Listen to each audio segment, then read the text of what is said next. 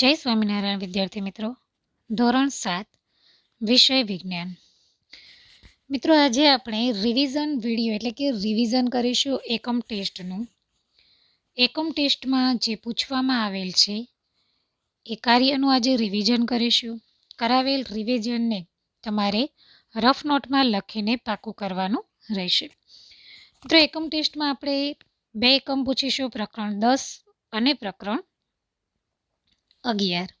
તો બંનેમાંથી કેવું પૂછાશે એની વાત કરીએ તો સૌપ્રથમ આપણે જોઈએ ખાલી જગ્યા. તો પહેલી ખાલી જગ્યા છે, નીચેની ખાલી જગ્યા પૂરો. જે સજીવો હવાની ગેરહાજરીમાં જીવી શકે તેઓને ખાલી જગ્યા કહે છે. જે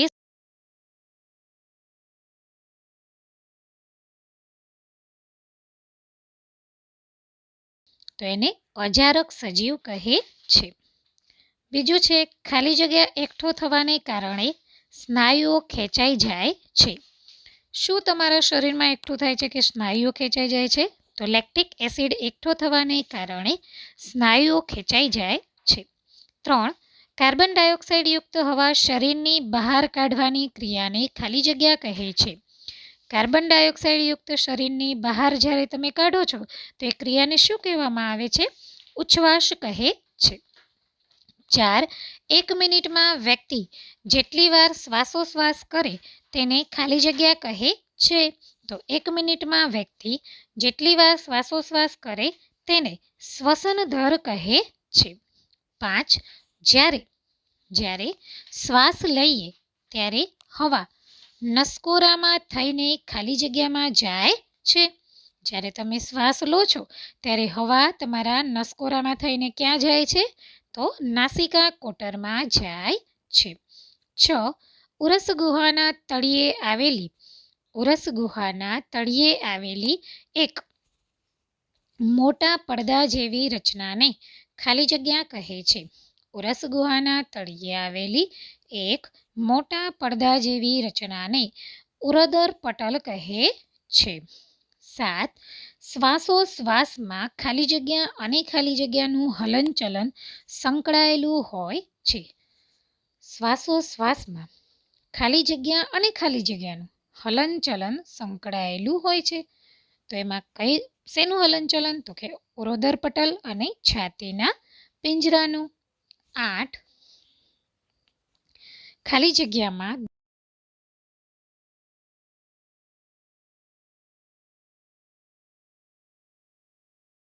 માંથી ઓક્સિજન લે છે. તો વનસ્પતિમાં દરેક ભાગ હવામાંથી ઓક્સિજન લે છે. હવે જોઈએ મિત્રો એકમ નંબર 11ની ખાલી જગ્યા.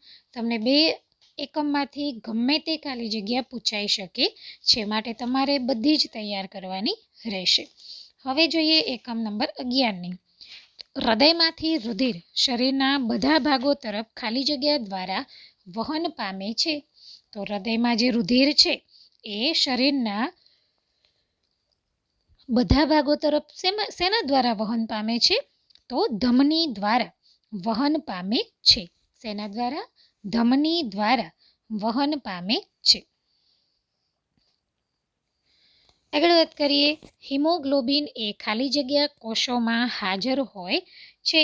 હિમોગ્લોબિન એ કયા કોષોમાં હાજર હોય છે? તો હિમોગ્લોબિન એ રક્ત કોષોમાં હાજર હોય છે. હિમોગ્લોબિન એ રક્ત કોષોમાં હાજર હોય છે. 3. હૃદયનું તાલબદ્ધ સંકોચન અને વિકોચન એ ખાલી જગ્યા કહેવાય છે.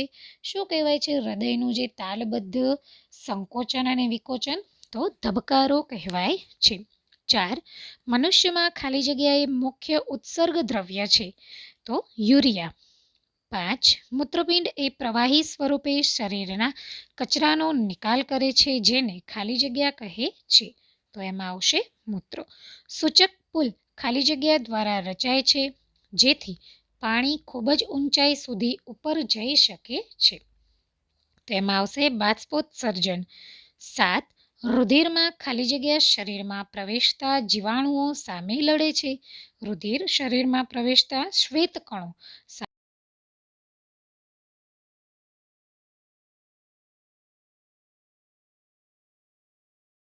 નાડીદર શરીરમાં ખાલી જગ્યા હોય છે જે રુધિરને માત્ર હૃદયની દિશામાં જ જવા દે છે, તો વાલ્વ હોય છે. 10. ડૉક્ટર ખાલી જગ્યા નામના સાધનની મદદથી ધબકારા અનુભવે છે. એમાં આવશે સ્ટેથોસ્કોપ. 11. વનસ્પતિમાં ખાલી જગ્યા એ પાણી અને પાણીમાં દ્રાવ્ય ક્ષારોના શોષણ માટે સપાટીમાં વધારો કરે છે, તો એમાં આવશે મૂળરોગ. આગળ વાત કરીએ 12. ખાલી જગ્યાથી વનસ્પતિ ઠંડક પ્રાપ્ત કરે છે, તો બાષ્પોત્સર્જનથી. 13. ધમની અને શિરાઓ એ ખાલી જગ્યાના જાળા સ્વરૂપે જોડાયેલ હોય છે, તેમાં આવશે રુધિર જે હોય છે કે ભાઈ ધમની અને શિરાઓ છે એ શરીરને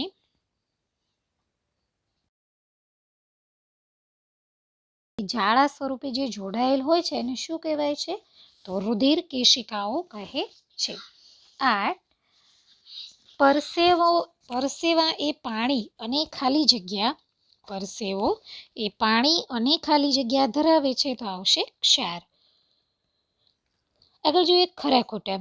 મિત્રો તમે ખરા ખોટા પૂછાશે, 2 એકમમાંથી ખરા ખોટા પૂછાશે, જેમાંથી તમારે 2 તૈયાર કરવાના છે, જે આવે એ જાતે મોઢે લખવાનું છે.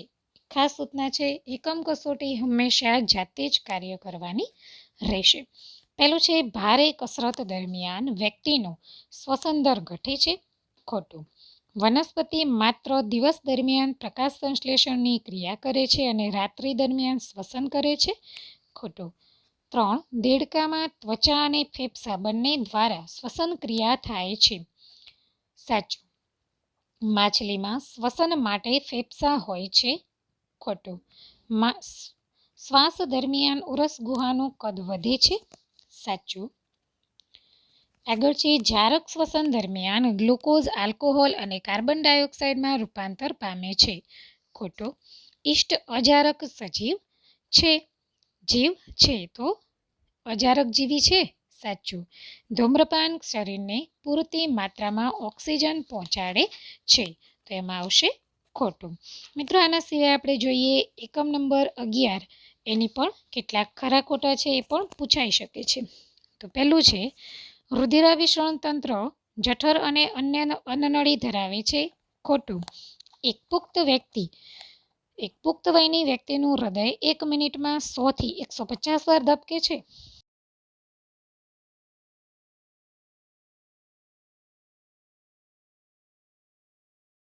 સુધી લઈ જાય છે. સાચી વાત છે, તો એ વિધાન સાચું છે. શરીરમાંથી નકામા કચરાને બહાર નિકાલ કરવાની ક્રિયાને ઉત્સર્જન કહે છે. સાચું. પરસેવા તરીકે ક્ષાર અને યુરિયા પાણી સાથે નિકાલ પામે છે, તો આ વિધાન પણ સાચું છે. હવે જોઈએ મિત્રો જોડકા, તો આપણે કેટલાક જોડકા સમજીએ. તો પહેલું છે યોગ્ય રીતે જોડકા જોડો. તો તમને આપેલું છે ઈષ્ટ, ઉરોદર પટલ, ત્વચા, પર્ણ, માછલી અને દેડકો. તો ચાલો, પહેલું છે ઈષ્ટ. તો ઈષ્ટમાં આવશે આલ્કોહોલ, સી. ઉરોદર પટલ, તો એમાં આવશે ઉરસ ગુહા, ડી. ત્વચા, તો અળસિયું. પર્ણરંધ્ર. માછલીમાં આવશે ઝાલરો. અને દેડકો, તો એમાં આવશે ફેફસા અને ત્વચા. બરાબર, તો એના જે જવાબ છે સી, એ, ઈ, બી અને એફ. તો આ તમારે તૈયાર કરવાના રહેશે. બીજું જોઈએ આપણે, તો એકમ નંબર 11ના જોડકા સમજીએ, જેમાં છે પર્ણરંધ્ર, જલવાહક પેશી, મૂળરોમ, અન્નવાહક પેશી. તો એમાં જવાબ લખવાના છે. તો પર્ણરંધ્ર છે એમાં આવશે બાષ્પોત્સર્જન.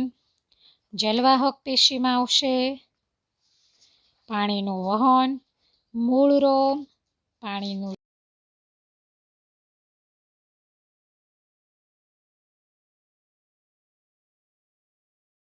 ઉદાહરણ આપ્યું છે, આના સિવાય પણ તમારે તૈયાર કરવાના રહેશે.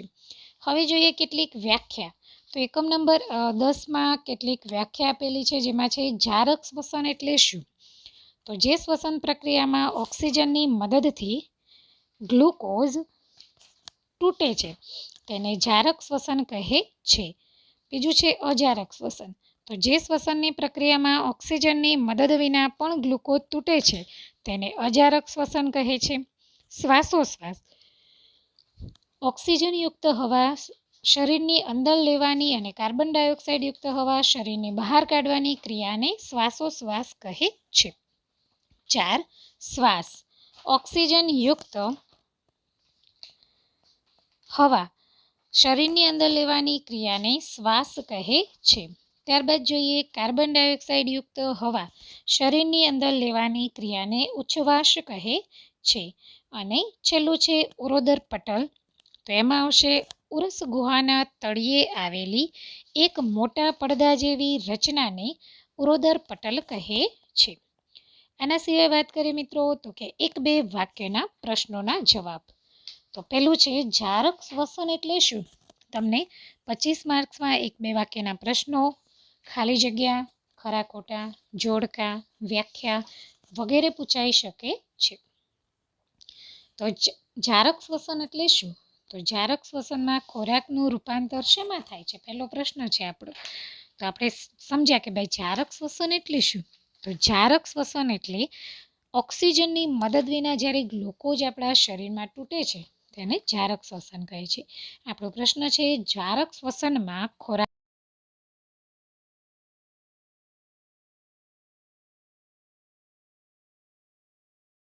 છે. બીજો પ્રશ્ન છે ખોરાકના તૂટવાથી શું મુક્ત થાય છે? તો ખોરાકના તૂટવાથી શક્તિ મુક્ત થાય છે. 3. અજારક શ્વસન દરમિયાન ખોરાકના દહનમાં થતા ફેરફારનું સમીકરણ આપો. તો આપણે સમીકરણ લખીશું ગ્લુકોઝ ઓક્સિજનના ઉપયોગ વિના alcohol plus carbon dioxide plus શક્તિ. 4. મનુષ્યમાં અજારક શ્વસન ક્યારે જોવા મળે છે? તો મનુષ્યમાં થોડા સમય માટે ઓક્સિજન તૂટે છે ત્યારે શરીરના સ્નાયુઓ અજારક શ્વસન કરે છે. 5. ઈસ્ટ દ્વારા થતા અજારક શ્વસનનો ઉપયોગ કેવી રીતે થાય છે? તો ઈસ્ટ જ્યારે અજારક શ્વસન કરે છે તે દરમિયાન આલ્કોહોલ બને છે. તેનો ઉપયોગ વાયર અને બિયર એટલે કે બનાવવામાં થાય છે. 6. આપણે કોના દ્વારા શ્વાસ લઈએ છીએ? તો આપણે નસકોરા દ્વારા શ્વાસ લઈએ છીએ. એ જ રીતે આગળ જોઈએ મિત્રો કેટલાક બીજા પ્રશ્નોના જવાબ છે જે એકમ નંબર 11માં છે. તો આપણે સમજીએ. પહેલો પ્રશ્ન છે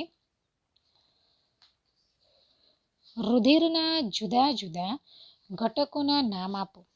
તો રુધિર એક પ્રવાહી છે જેમાં વિવિધ પ્રકારના કોષો સમાયેલા છે, જેમાં રુધિર રસ, રક્તકણ, શ્વેતકણ અને ત્રાકકણ છે. બીજો પ્રશ્ન છે રુધિરનો રંગ લાલ શેના કારણે હોય છે? તો રુધિરમાં રક્તકણો આવેલા છે જે લાલ રક્તકણ હિમોગ્લોબિન ધરાવે છે, જેની હાજરીના લીધે રુધિરનો રંગ લાલ હોય છે. 3. શા માટે ઉત્સર્ગ દ્રવ્યોનો નિકાલ થવો જરૂરી છે? તો જ્યારે આપણા કોષો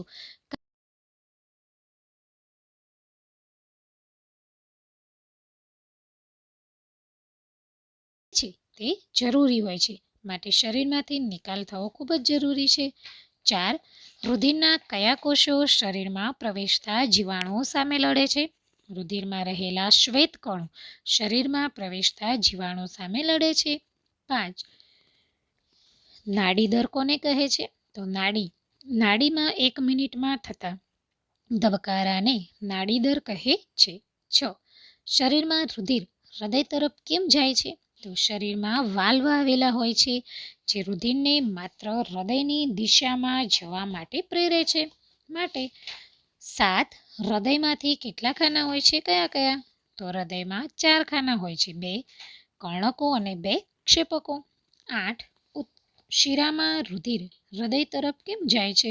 તો મૂત્રપિંડ, મૂત્રવાહિની, મૂત્રાશય અને મૂત્રમાર્ગ દ્વારા ઉત્સર્જનની રચના થાય છે. માટે આગળ વાત છે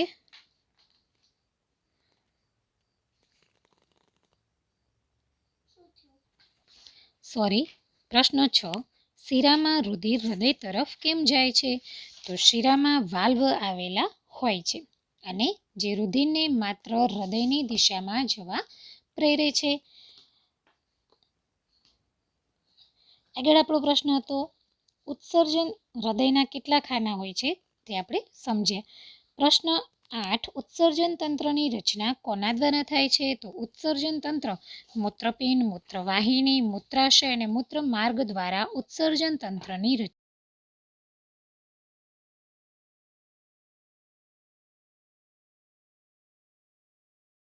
ખનિજ ક્ષારોનું વહન કરે છે. તો વનસ્પતિ જલવાહક પેશી દ્વારા પાણી અને ખનિજ ક્ષારોનું વહન કરે છે. અને છેલ્લો પ્રશ્ન છે પર્ણ દ્વારા પાણીનું બાષ્પીભવન શું રચે છે? તો પર્ણ દ્વારા પાણીનું બાષ્પીભવન ચૂસક પુલ રચે છે. જો કે મિત્રો આ પ્રશ્ન આપણે આગળ પણ સમજી ગયા હતા. આ માત્ર રિવિઝન વિડીયો છે જેમાં તમારે સમજવાનું છે કે આ પ્રશ્નોમાંથી જ તમને એકમ ટેસ્ટ પૂછવામાં આવશે. એટલે એનો મતલબ છે કે 1-2 વાક્યના પ્રશ્નો, ખરા ખોટા, જોડકા, ખાલી જગ્યા તેમજ વ્યાખ્યા, તફાવત વગેરે પૂછાઈ શકે છે જે તમારે તૈયાર કરવાનું રહેશે. ખાસ સૂચના, એકમ કસોટી બધા વિદ્યાર્થી મિત્રોએ નિષ્ઠાપૂર્વક દેવાની છે તો જ તમારું સાચું મૂલ્યાંકન થઈ શકશે. માટે દરેકને ખાસ વિનંતી છે કે બધા જાતે જ લખે, કોઈ વસ્તુમાં જોવે નહીં અને મોઢે લખે. જય સ્વામિનારાયણ.